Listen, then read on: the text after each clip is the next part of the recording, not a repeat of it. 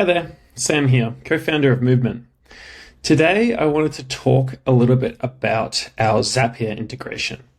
I guess we'll start with looking at what Zapier is. So Zapier is a way for you to connect multiple tools together, multiple pieces of software together. So for example, if you wanted to have everyone that signs up to your app be entered into a mailing list, you can do that with Zapier. So you would do that by connecting the Movement Zapier integration with ActiveCampaign or Mailchimp or something of the like. Similarly, you can use it in reverse as well. So if you want to add someone to your app in Movement when something happens in another piece of software, if that other piece of software integrates with Zapier, you can do that. So if you're unfamiliar with Zapier, head to zapier.com, have a look at their website here. You kind of get an idea. When I get a new lead, let my team know about it on Slack and then add it in Salesforce as an example. So let's dive in to the Zapier integration in Movement. So once you land in the builder here, you'll head over to the Engage tab, then Integrations. Now you'll need to be on the Pro plan for this to appear, but if you are, this is what you'll see. So I've set up a fresh example here with no zaps. So in that example I was just explaining, we're going to work through adding somebody to a mailing list in Mailchimp when they sign up to my Movement app. So let's get started. First, we'll click Create Zap here. Zapier breaks up their zaps into a trigger and an action. The trigger, as they say here, is the event that starts your zap. So the thing that happens for this zap to fire. So in our example, again, we're going to be adding a user to a mailing list when they sign up to my app. So what I'm going to do here is I'm going to go to this trigger. I can search and find Movement. Grab the latest one. Then you're going to be prompted to select an event. So we have, I think it's 11 or 12 in here, which you can use. For this example, we're going to use the new user signs up. But as you can see here, we've got things like product purchase, when somebody cancels, when somebody starts a subscription, when they enter one of your segments, when they submit a form, when they start a program or something like that. So you can use all of these in the same way I'm going to show you today. But like I said, we're going to use when a new user signs up. So we'll click that, click continue. At this point, you'll be prompted to connect your Movement account. I've already done this, but I'll just show you how this works. So this just popped up on my other screen, but this will pop up here. You'll want to click this link here, click this copy, and then go back to that window, paste it, and then continue to Movement. Then you'll see that your connection appears here. So this is my connection. So that's my account. That should match your account name in Movement. Then you'll just want to click Test Trigger here, make sure it's all configured correctly. And you'll see that it's pulled through an example user, one I was testing with earlier. So that's setting up the trigger. You might want to rewind and have a look at that again, but that is how you do that. And like I said, we can do the exact same process for any of those other triggers that we had in there. So like I said, in this example, we're going to be connecting to Mailchimp, but you could use this for anything that Zapier connects with. So for example, if you wanted to log all of your form submissions into Google Sheets, you could do that. You'd set up the trigger of form submitted and then the action of add to Google Sheets. And it's similar with the rest of them. Maybe you want to send yourself a reminder or an email every time a new subscription is started in your app. You could set up the Gmail action here. So again, trigger on Movement, on product purchased, and then the action being send me an email. But like I said, our example, user signs up in Movement, add to Mailchimp. So we're going to select the Mailchimp action here. So similarly, you're going to be presented with a a similar user interface here. We are going to use this one, add update subscribers, essentially adding someone to your mailing list in Mailchimp. But you could use any of these. Again, they're really flexible. I mean, there's so many possibilities with Zapier. So we're going to click add update subscriber. Again, I've just connected my Mailchimp account with this, but you will do the same for your own Mailchimp.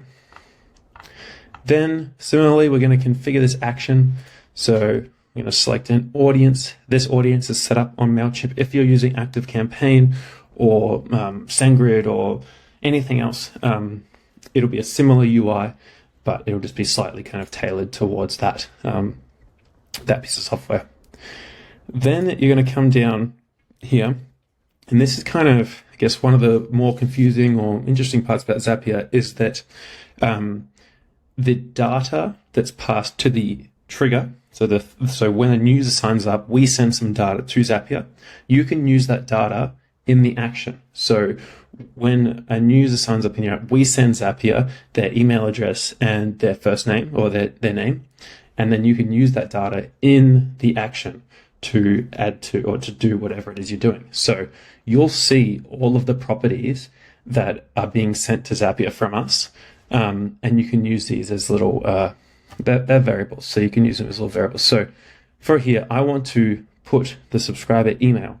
I want to kind of link these two things up. So I can come down here and select email. I've also got member email. This member email one is going to be available on every trigger, but we can use this email one for here.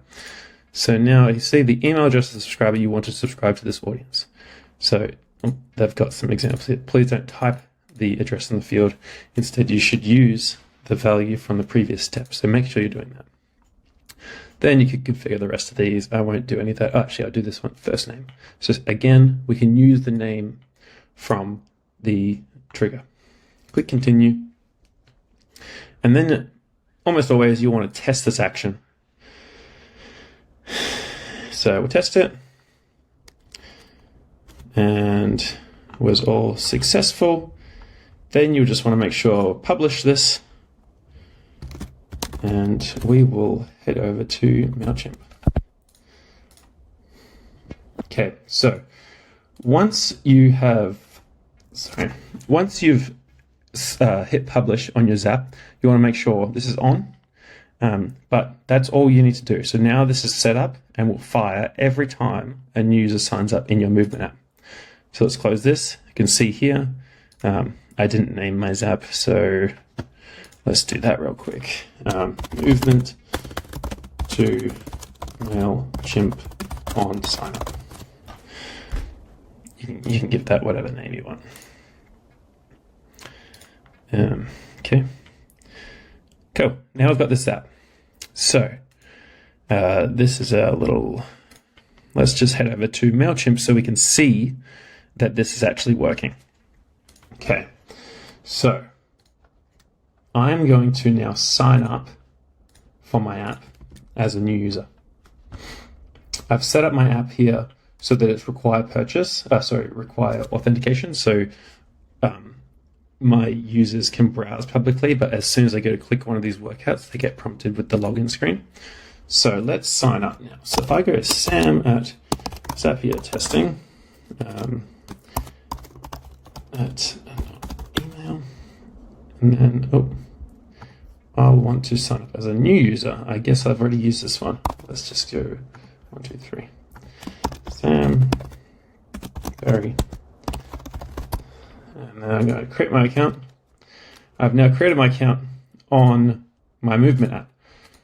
So as you'll see, if I head up to my Engage tab, I've now created my user. What you'll also see is that if I refresh over here, this new user has been added. See, we did the Zapier testing 1, 2, 3 to my Mailchimp list. So if I had configured this Mailchimp, and now I can use this subscriber in Mailchimp to send them emails or automatically enroll them into some campaign. But yeah, it's as easy as that. So now every time somebody signs up to my app, they're going to be added to my Mailchimp list here. So that is using movement as a trigger. So when something happens in movement, do something somewhere else.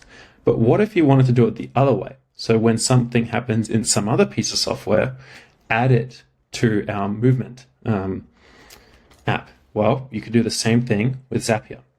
So we're going to go create Zap. We're just going to flip the trigger and the action. So instead of starting with movement, we're going to start with something else. In this example, I'll use Teachable. So when somebody signs up to my school on Teachable, I want to add them into my app, just as an example. So for that, we can click Teachable as the trigger. Then we want to go down to new enrollment. Again, there's lots in here, and you can choose whichever one suits you best. But for this example, when someone enrolls in my school, I'm going to add them over to my app. So I've already synced my Teachable account, but again, if this is not showing up for you, it'll just say connect your accounts, and then you'll follow the prompts to connect your Teachable account. You want to test this trigger, make sure everything is confirmed, it's all set up correctly. And you can see it found some example data. We don't really care about that right now. So just continue through, you'll get the tick. Now for the action, we want to search for movement. And now you will see all of the actions that we allow you to do in movement. So for this one, we just want to create a member in the app. But this can be used in many different ways, and we can do things like adding tags to members. So maybe if, I don't know, another random example, but somebody emails me on Gmail, I want to tag them with like maybe have contacted or whatever it is that you want to do. You can do that with tags. You can assign members to private content pages in your app. You can add them to a segment. You can create a member, which is what we were doing. You can give a member an access to a product. So if they purchase something, for example, on your Shopify store, and on product purchased in your Shopify store, you also want to give them access to something in the app. That's how you would do it here. You go give member access to product and remove tag from member. So let's just create a member. Click continue. We want to choose the account, which is just the last one that I connected. And again, we want to pull through the data from the Teachable step, from the trigger. So for this one, we'll go username, full name, and then email, user email. Here, you can specify a password for them. You don't need to do this, but if you do, they'll need to log in with that password. And you can also give them access to a particular product. So if they've purchased something in Teachable and you want to give them access to a product, you can do that here. So just click this product ID drop down and then select the product that you want to give them access to. So maybe let's just use this one as an example. So now that means that everyone that comes in via this Zapier trigger is going to have access to this product, which means we can give them access for free, essentially, in your app. So I just want to test this. Make sure it's looking good. All good. And then we hit publish. And I forgot to name it again, but let's do that quickly afterwards. So this one can be Teachable to movement on enrollment. Don't know. Cool. So close this. And now you can see that we've got our two Zaps set up. So now every time someone signs up to my app, they're going to be sent over to Mailchimp. And every time someone enrolls in my Teachable school, they're going to be added to my movement app. So just to make sure this is all working, let's make sure I'm logged out of Teachable. We are going to enroll in my Teachable school. I've just set up this example Teachable class school, but yours will look different if you use Teachable. Click enroll now. Okay, now we want to go Sam, movement, Teachable, whatever. Sam at movement, Teachable. Okay, no, we don't want that. Sign up. So now I've enrolled in my Teachable school. You can see that here, but we don't really care about that. what we care about is if they've come through into movement. So now you can see that that user I just created on Teachable and enrolled in my school is now in my movement app, which means I could give them access to something if I wanted to, so private access, and I'll assign them my new Teachable member. Oh, I'll also remember the fact that I added them to a product. So I added them to the monthly app subscription here. You can see that that subscriber, the member that just signed up via Teachable has been given manual access to this product, which means that if I went through and instead I made this require purchase and that particular product, they would have access to this page. So that's really useful if you're migrating members off another platform, or if you're running two things concurrently, if you have physical products that you're selling on Shopify, for example, and want to have those members have access to a particular piece of content in your app, you could do that with that same configuration. And then just lastly, I wanted to show you how you can just kind of see how your Zapier zaps are going. So you can click this details in here. So just to do that again, sorry, I went into the Zap and then click this little details over on the right.